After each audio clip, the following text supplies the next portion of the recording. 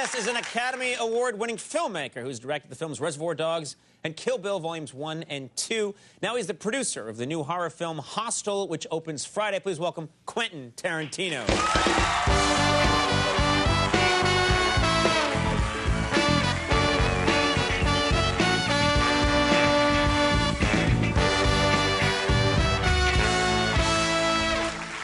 How are you? All good, man. You know, it's, for a lot of us, there's this pressure, like, to do something cool or outlandish on New Year's Eve. But I would think, you know, you're Quentin Tarantino. There might be this heightened expectation that you did something really crazy. You went somewhere with a loaded gun and... Yeah, I actually did. I just got back yesterday from Iceland. And I went to Iceland to celebrate New Year's. I was there earlier, about 2 months ago. Right. They were like... It was so crazy. The parties there were so insane that they go, oh, you got to come back in New Year's. It's so much better. So I went back. You actually decided, okay, I'm coming back. I'm spending my New Year's in Iceland just because everyone's said it's so nutty. Exactly. And man, oh man, oh man, I almost can't imagine New Year's anywhere else after that. Right. Because one, Icelanders, they go and they drink like crazy any old way. But on New Year's, they lose their minds. In particular, the women lose their minds and like drink like crazy.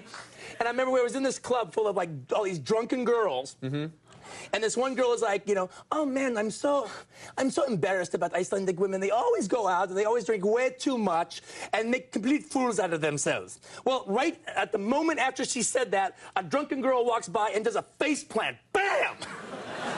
Right in front of us. Right, right. And so women are See what I mean? Yeah. Now, and the women... But here's the thing, though. Yes.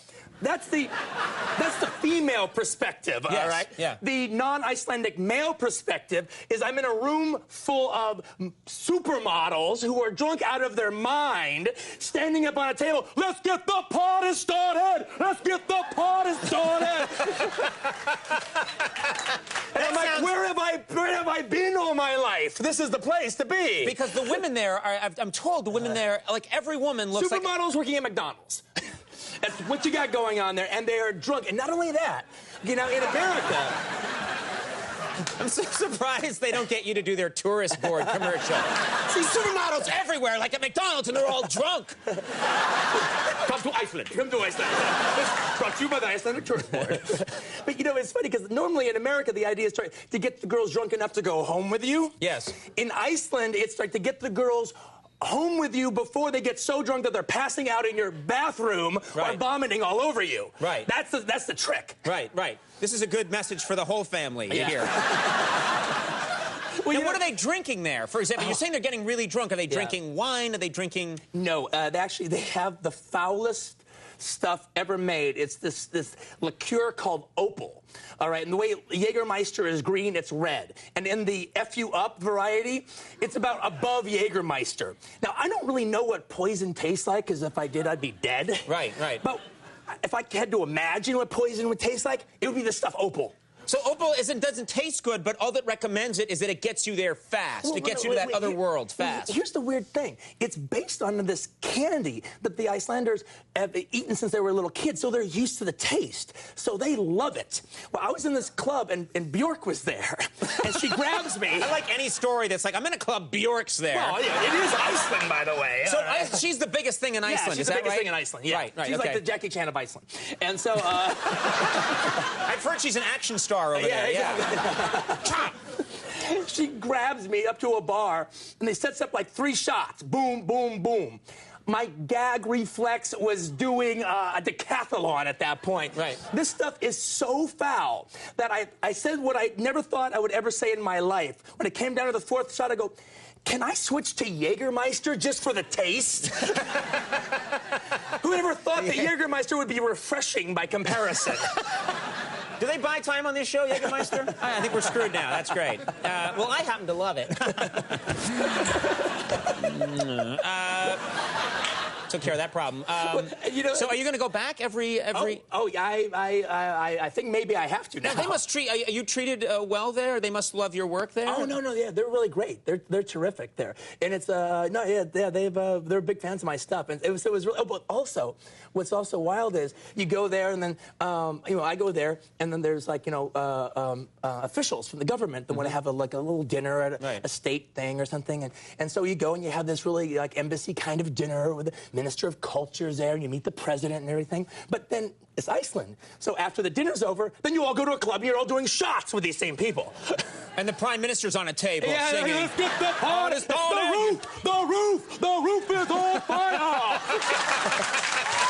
I love how we've ruined cultures everywhere. The Minister of Culture. Okay, got it. We have now. I want to talk about Hostel for a minute. I actually this is interesting because I like when I mention the movie you're here to promote and you giggle. If you want to. Well, okay, if we must. Yeah. No, I want to mention this movie Hostel because I got it. More freaking girl stories, but whatever. All right. Yeah, screw the movie. Go see it. Blah blah. About these supermodels who've Hostel.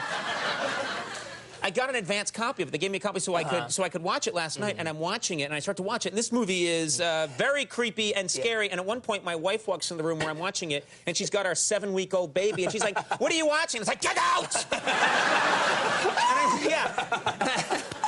This child must not see. And now I think she thinks I was watching porno. Right. Well, if you walk in the hostel at the wrong scene, it could play like the worst porno ever. You're like, oh my God, that's what gets you off? Yeah. Well, it's a different show. Yeah, right. We're not talking about that tonight. We'll talk about that tomorrow night. Tune in. Well, one of the things is, I love horror movies so much.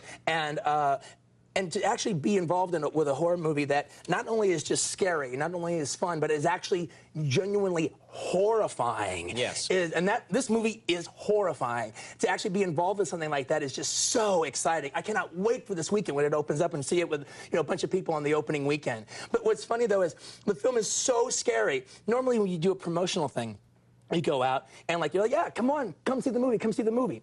But with Hostel, it's a little bit more like a warning, publicity tour. You're like, be careful about the film.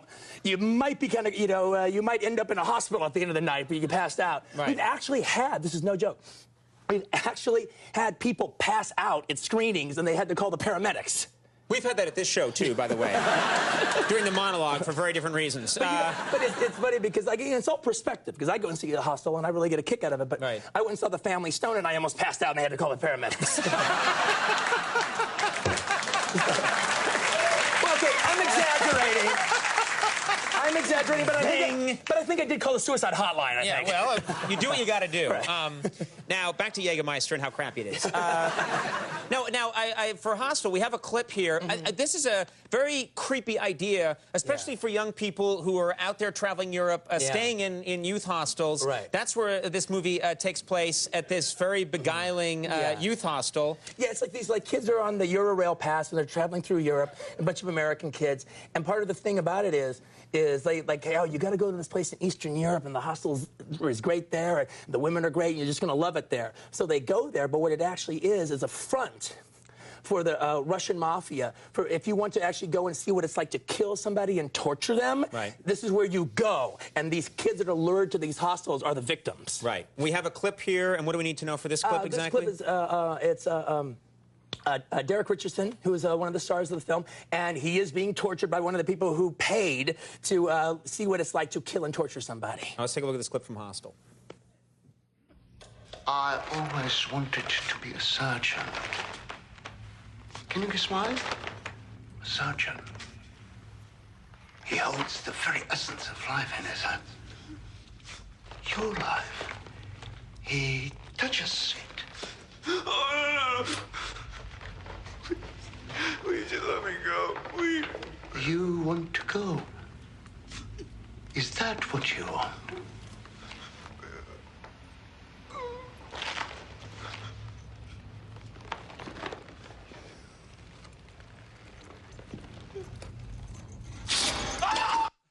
Oh, man.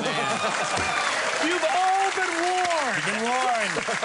Hostel opens Friday. You have been warned. Quentin Tarantino, always a pleasure. Good to be Thanks for back. doing it. Nick Swartzen coming up. We'll take a break. We'll be right back.